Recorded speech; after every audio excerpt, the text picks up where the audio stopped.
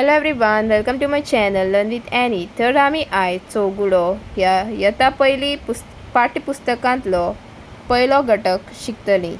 चलात तर भुरग्यांनो पळोवया आमच्या घटक एक हातून कितें आसा तें. तर भुरग्यांनो तुमकां ह्या चित्रांत कितें दिसता? हय, हो एक घराबो, एक family. This is a family. ह्या चित्रांत आमकां मम्मी, डॅडी, आजो, आजी आनी दोन भुरगीं भाव भयणां दिसतात न्हय. तर आमच्या ह्या घटकांत घटक एक हांव आनी म्हजो घराबो आसा. तुमच्या घराब्यान कोण कोण आसा? आजो आजी आसा, मम्मी डॅडी आसा, काका काकी आसा न्हू. भाव भयण आसा तुमकां? हय, आसतलींच. तर फुडें पळोवया हांव आनी म्हजो घराबो. हो आमचो घटक एक. तर भुरग्यांनो तुमकां ह्या चित्रांत कितें दिसता? हय, ही एक चली न्हू. ती कितें करता? हात जोडून आसा न्हू. She is joining her hands न्हू. ह्या चित्रांत पासून तुमकां भुरगीं दिसतलीं. ती दिमी घालून आसा and they are praying to God. देवा कडेन ती हात जोडून कितें तरी मागतात न्हू. तर तुमी अशी केन्ना मागता आसतलीं न्हू देवा कडेन हात जोडून. तर आयज आमी एक नवी कविता शिकतलीं. ताचें नांव जावन आसा नमन. तर हांव ही कविता एकदां वाचता आतां. हां. देवा तुका नमन, आमचे सगळ्या लोकांक सूख मेळचे. दोनूय हात जोडटालान मानून घे मागणेसान. सासाय दी गिन्यानाची, जेवणा उडी समाधानाची. आदार दी गरजेवंतांक, विसरून दूख खिणाक खिणाक. मनशाक मजा जैतिवंत कर, अभिमान देशाचो काळजांत भर. तर ही आसा आमची नमन कविता. आतां आमी गावपाक शिकुया. हां.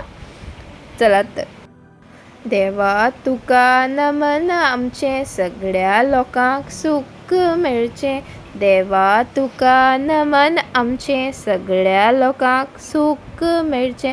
दोनूय हात जोडटालान मानून घे मागणेसान. दोनूय हात जोडटालान मानून घे मागणेसान. सासाय दी गिन्यानाची, जेवणा उंडी समाधानाची. सासाय दी गिन्यानाची, जेवणा उंडी समाधानाची. आदार दी गरजेवंतांक, विसरूं दूख खिणाक खिणाक.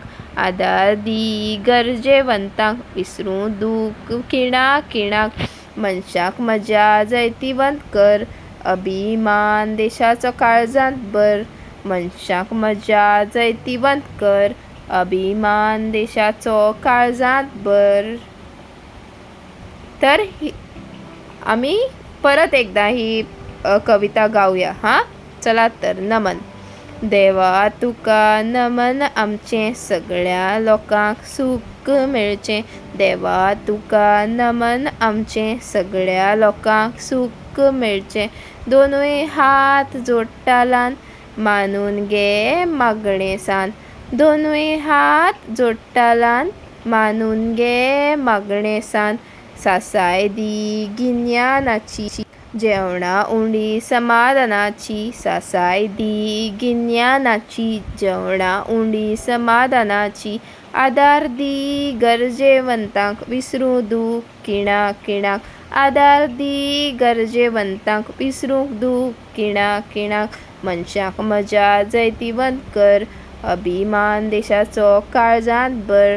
मनशाक मजा जैतिवंत कर, अभिमान देशाचो काळजांत भर.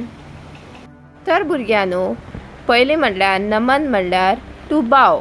आमी हे कविता फुडें आमी एक चित्र पळयल्लें न्हू. त्या पिक्चरान you have seen that a girl was joining her hands and some of the children were joining their hands and bowing down नो. सो नमन म्हणजे टू बाव डावन. तकली सकयल घालून आमी देवा कडेन हात जोडून मागतात पळय, नमन करतात. मिन्स टू बाव डावन. नमन म्हणजे टू बाव डावन. देवा तुका नमन, आमचे. देवा म्हणल्यार गॉड, देव. देव जाणा न्हू तुमी. देवा तुका नमन. तर भुरग्यांनो देव म्हणजे गॉड आनी नमन करप म्हणजे टू बाव डावन. आतां ह्या चित्रांत आमी पळोवपाक शकतात न्हू तशें. देवा तुका नमन आमचें सगळ्या लोकांक सूख मेळचें. सगळ्या म्हणजे एवरीबडी, एवरी पीपल. सगळ्या लोकांक म्हणजे everybody. Everybody around us should gate हॅपीनस.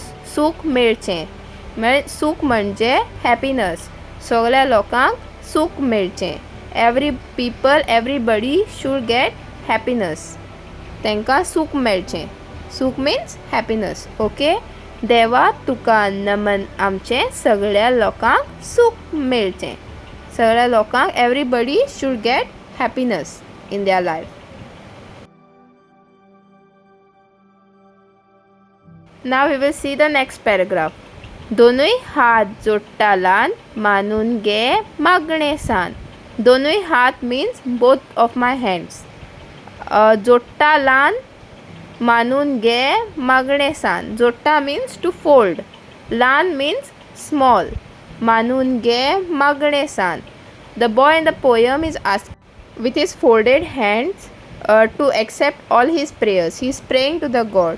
तो ल्हान भुरगो आपले दोनूय हात जोडून देवा कडेन आपले मागणे आयकून घे म्हूण, मानून घे म्हूण सांगता. मानून घे मीन्स टू एक्सेप्ट. मागणे मीन्स प्रेयर. ओके. ह्या चित्रांत आमकां दिसतात न्हू ही चली कशी हात जोडून देवा कडेन मागता. तशें कवितेन तो ल्हान भुरगो अशेंच देवा कडेन दोनूय हात जोडून आपली मागणी, आपले प्रेयर्स मानून घे, एक्सेप्ट कर म्हूण सांगता. ओके. सासाय दी गिन्यानाची जेवणा उडी समाधानाची. हांगा सासाय म्हणजे ब्लेसिंग्स. आमच्या लायफान अशी जायती ब्लेसिंग्स आसा न्हू जेका लागून आमी देवाक थँकफूल आसा. तशें तो भुरगो ब्लेसिंग्स दी म्हूण, दी मिन्स टू गीव, गिन्यानाची. सासाय दी गिन्यानाची. तो भुरगो आपल्याक गिन्यानाची मिन्स विजडम, नॉलेज, आपल्याक ती ब्लेसिंग्स दी म्हूण देवा कडेन मागता. जेवणा उडी समाधानाची. जेवणा उडी समाधानाची. जेवणा मिन्स, जेवण मिन्स फूड. आमी खातात तें जेवण, घरा कडेन मम्मी रांदता पळय तें जेवण. उंडी मिन्स मम्मा तुमकां आतां लायता जाल्यार उंडी करता न्हू बारीक. उंडी mince small portion of food. आनी समाधानाची म्हणजे आमकां जें पुरो जाता, आमकां जें पुरो जावन जें हॅपिनस मेळटा, जें आमी कंटेंट म्हणटात इंग्लिशीन, जें आमकां पुरो जाता ताका समाधानाची म्हणटात. सो तो देवा कडेन मागता आपल्या एक जेवणा उंडी समाधानाची जी आमकां हॅप्पी करता, पुरो जाता ती दी. आदार दी गरजेवंतांक. आदार म्हणजे हेल्प. आदार कर म्हणटा तो. दी म्हणजे टू गीव, कर गरजेवंतांक. गरजेवंतांक म्हणजे जे मनशांक गरज आसता त्या मनशांक हेल्प कर म्हूण सांगता. Needy people, he is asking God to help the needy people. जेंकां ज्या मनशांक गरज आसता तांकां आदार दी म्हूण सांगता. विसरू दूख किणाक. विसरू मिन्स टू फॉरगेट. आनी दूख means this sadness. The opposite word of दूख इज सूख. सूख म्हणजे हॅपीनस आनी दूख म्हणजे सॅडनस.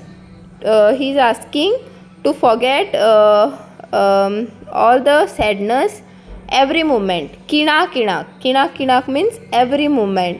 तो हो ल्हान भुरगो देवाक सांगता गरजेवंतांक, ज्या मनशाक गरज आसता तांकां आदार दी.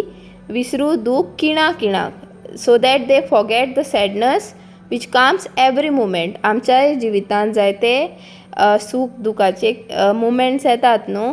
तशें तो भुरगो देवाक सांगता विसरू दूख to means to forget sadness every moment. किणाक म्हणजे every little moment or every day जे दूख येता न्हू आमच्या जिवितांत तें विसरूंक आदार दी म्हूण सांगता गरजेवंतांक, जे मनशांक गरज आसता तांकां. मनशाक म्हज्या जैतिवंत कर. अभिमान देशाचो काळजांत भर. मनशाक म्हज्या जैतिवंत कर मिन्स लोकांक, म्हज्या लोकांक सक्सेसफूल कर. मनशाक म्हणजे लोकांक, म्हज्या मायन म्हज्या लोकांक, म्हज्या मनशांक जैतिवंत म्हणजे सक्सेसफूल कर. Means to make them successful. He is asking God. तो देवा कडेन मागता की ताच्या मनशांक, आपल्या मनशांक सक्सेसफूल कर, जैतिवंत कर म्हण. अभिमान देशाचो काळजांत भर. अभिमान मिन्स प्रायड. आमकां आमच्या देशाचो अभिमान आसा न्हू तुमकां भुरग्यांनो. अभिमान म्हणजे प्रायड. देशाचो मिन्स देश, आमचो देश मिनींग आ कंट्री. आमचो देश भारत देश न्हू. सो आमकां आमच्या भारत देशाचो अभिमान आसा न्हू. तशेंच तो देवाक सांगता अभिमान, आमच्या देशाचो अभिमान सगळ्यांच्या काळजांत भर. काळजांत यो न्हू. काळजांत म्हणजे हार्ट, काळीज. ओके, काळजांत भर म्हण सांगता. भर म्हणजे टू पूट. सो अभिमान देशाचो काळजांत भर. आमच्या भारत देशाचो, आमच्या देशाचो प्रायड आमच्या काळजांत घाल, भर. ओके, सो ही आसली आमची नमन कविता. आय होप तुमकां ही कविता समजली आसतली. तेच बरोबर तुमकां हो व्हिडिओ बी आवडलो आसतलो. जर तुमकां हो व्हिडिओ आवडलो जाल्यार म्हजे व्हिडिओक लायक, कमेंट, शेअर आनी म्हज्या चॅनलाक सबस्क्रायब करपाक विसरनाकात. मोग आसूं. थँक्यू.